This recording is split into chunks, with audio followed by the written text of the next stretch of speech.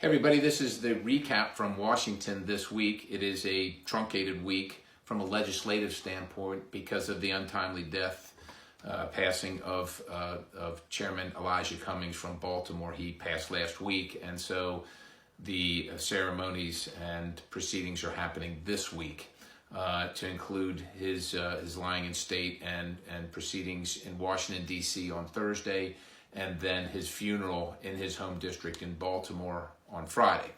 And so, first of all, let me just say that Elijah Cummings, again, he was a very fair man. We didn't agree on a lot of things, but you could count on him to be personable, he was just a very honorable guy that you could talk to, even though you disagreed, and he was always looking out for how things ended up, and he understood the weight of the position that he had and the people that he was dealing with, and he was concerned genuinely for the outcome for the people once they left Washington, D.C. with whatever was going on in their lives. And so I just want to say to Chairman Cummings and to his family, Godspeed. Definitely one of the giants in the legislature and will absolutely, genuinely be missed. That having been said, with a short week, let me talk about a couple things that are topical in the news. You, I'm sure, are aware of what's being described as storming the SCIF, the Secure Compartmentalized Information Facility, where you find out, read, interact with classified information. I didn't see it as a storming, but let me set the scene for you. So there are 3 committees of jurisdiction that are dealing with these impeachment proceedings: House Oversight, Foreign Affairs, and the Intel or Intelligence Committee. And the reason that it's being held in the SCIF is, I think, multifaceted, but Adam Schiff, the chairman of the Intelligence Committee, is leading these proceedings. So the proceedings are in the SCIF. That's problematic for numerous reasons, but let me also state that at the beginning of each one of these proceedings, the admonishment is made that none of these proceedings are classified. And if you're going to get into classified information, then you need to decry that first before you get into it, because none of these proceedings are classified. So we're having it in the classified setting with no proceedings being classified. The fact that it's in the classified setting precludes some people that aren't on the Intel committee from being present. So, and it just makes it very difficult to read documents and so on and so forth. So much so that with only the members of 3 committees of Congress, the vast majority of Congress has no idea, literally has no idea of what is happening in these proceedings. And their bosses, their 750,000 constituents and bosses, are asking them questions. They don't have any answers for them. Not only do they not have any answers, they can't get the answers, so they're prohibited from coming down to the SCIF and reading the transcript after the fact. They can't even get that. As a matter of fact, people like me who were present during the transcript, before the deposition or transcript, if I want to go back and reread it, let's say somebody's testimony doesn't match up with somebody else's, I have to make an appointment, and then I get somebody watch over me from the other side. A Democrat has to watch over me from the other side to make sure that I'm not taking notes or whatever. So I literally can't compare this testimony with that testimony. I can't do a keyword search.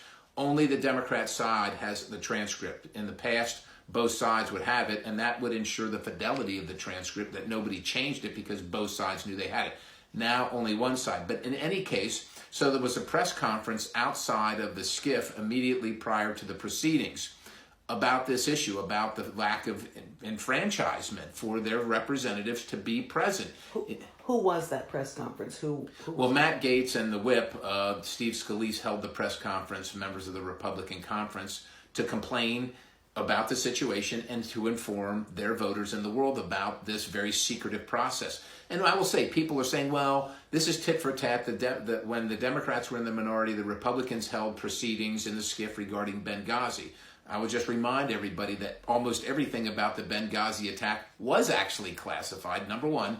Number two, this is impeachment of the President of the United States. And if you look at the Constitution, it doesn't say the Speaker will impeach the President or the Chairman of the Intelligence Committee. It's the Congress. So we're having impeachment proceedings, but 3/4 of the Congress isn't present. So anyhow, there was a press conference out there to talk about these issues, and immediately afterwards, those members went to the SCIF and they said they were coming in, and Capitol Police, reluctant obviously to stop members of Congress from doing things that they think are in accordance with the rules, didn't stop them. Those members, now I was already in the SCIF at this point because I am on a committee of jurisdiction, so I'm already sitting there. But those members handed one of the other members that's on the Intelligence Committee their cell phones as they walked in the room and stood all around the room because they wanted to watch the proceedings, which had not started yet. They had What, you mean left their cell phones outside? Yeah, because you can't bring them in, right? right? So they left them out, so they gave them to a gentleman from Texas who's on the committee, and then they stood around the room. And then they were admonished by different members that are in the room to tell them to get out, you're not welcome, you're not authorized. And then there was an exchange back and forth. Mr. Schiff took the witness, who was present at that time, hadn't started, and left the room. And then there was a negotiation that went on for hours and hours about the fidelity of the proceedings and so on and so forth. So that's literally what happened. But did that start again? I mean, like, if the chairman took the witness back to his office or something, did anything happen at that point? No, nothing happened until at some point votes were called on other issues. Those members that were uninvited left to go vote, and then they did not return, and then the proceedings happened. And during that period of time, there was a negotiation over our ability to call witnesses, and I think that maybe helped break the impasse. The Republican ability to call witnesses. Because we can call no witnesses. None of that's happening, right? So, and just understand this too. People will say, well, this is kind of like a grand jury proceeding, and so those are done in secret. Okay, fair enough. If they're done in secret, how come the opening statements of all these witnesses selected by the majority, right, that are going to be detrimental allegedly to the president and whatever his side of the story is, how come all their opening statements and all this information comes out about that side? That doesn't happen in a grand jury, or if it does, people either taken off the grand jury or go to jail. In this case, Mr. Schiff threatened all those members that came in with an ethics violation. Now, I will tell you this.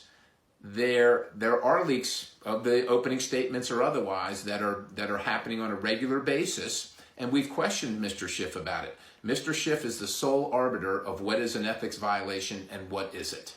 So he decides if somebody. So even though the representative from Maryland, the representative for Virginia, so to speak, when they go out to the cameras and talk about things that the testimony that happened, he just decides that that's not an ethics violation.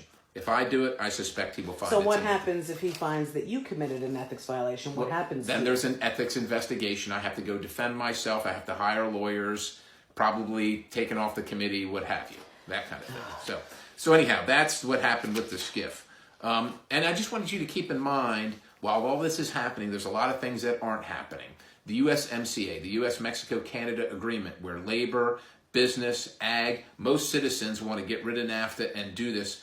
There's broad-ranged bipartisan support, still not up for a vote. Canada just had their election. It was critical that we got this done before the Canada election. Now there's a good chance, or at least a reasonable chance, that even if we do it, Canada won't accept it because it's not a great deal for them. So we're missing that opportunity.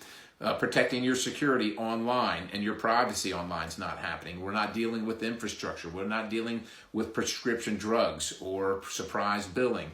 We're not dealing with a whole host of things, but we're dealing with this. I'll tell you what, a big thing, if you remember a few weeks back, we passed a continuing resolution because the government's fiscal year ends the end of September. So we didn't have the House had their appropriations bills done. The Senate did not, so we're supposed to give the Senate enough time. The Senate allegedly has their stuff done now. Well, we're coming up to the deadline, which is Thanksgiving, and we haven't done anything to deal with the spending package that must be passed, or there'll be another government shutdown right before Thanksgiving. We haven't dealt with that at all. So just to let you know. There's two things that did happen of note, at least from my standpoint. One is good news for me, the passage of a bill for a counter-UAS, that's unmanned aerial vehicle or aerial system, drones, in essence. There's nobody at Homeland, at the Department of Homeland Security, that deals with them. There's no one point of contact. There's no one person that has that mission of counter UAS. And I offered this bill last session. It passed, and it just passed out this session as well out of the House committee. So hopefully we'll keep moving and get it through the Senate this time. And then there was the SHIELD Act, which was allegedly about election security. I will tell you, to me, it did nothing to fix election security. What it did do was it gave government control of what is news, what the government would be the determinant of what is news and political speech or not. I think that's a very dangerous First Amendment place to be. And while we can say we don't want the Russians or the Iranians or anybody meddling in U.S. elections, and we don't, none of us do. But we can't have a wide open southern border either and think that that doesn't influence elections as well. So that bill passed on a completely partisan basis. The Democrats voted for it. The Republicans voted against it. That's what was accomplished this week in Washington, D.C. So and just to let you know, if you had an event where I was scheduled to be on Saturday and you're hoping to see me, I won't be there. I'll be in Washington, D.C. at another deposition on Saturday.